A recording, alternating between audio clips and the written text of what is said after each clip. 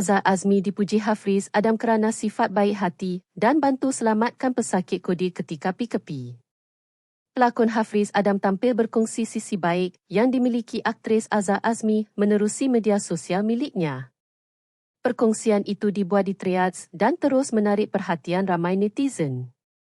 Menurut Hafriz, Azhar bukan sahaja seorang yang kelakar dan periang, malah sangat aktif membantu orang ramai ketika zaman Perintah Kawalan Pergerakan PKP, sekitar 6 tahun lalu. Hafriz berkata, pengalaman bekerja bersama Azhar memang menyeronokkan kerana pelakon itu seorang yang mudah menceriakan suasana. Dia ni baik, kelakar dan periang orangnya. Kerja dengan dia selalunya gelak sahaja. Semasa Perintah Kawalan Pergerakan, PKP, dia sangat aktif turun padang untuk memberi bantuan kepada orang ramai, katanya.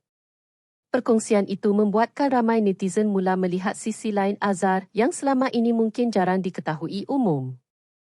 Bukan itu sahaja, Hafriz turut mendedahkan Azhar pernah membantu adik perempuannya dan rakan-rakan yang dijangkiti Kodir ketika keadaan mereka agak kritikal. Pada waktu itu, Hafriz berkata mereka berdepan kesukaran untuk mendapatkan ambulans kerana situasi pandemik yang sangat mencabar.